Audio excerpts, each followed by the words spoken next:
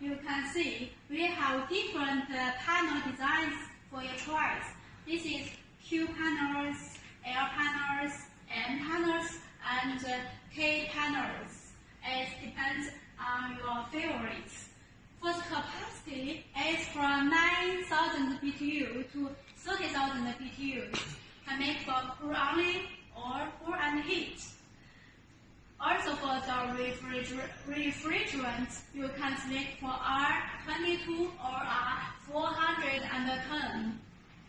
For the normal district, you can select for T1, and for the very hot district, you can select for T3.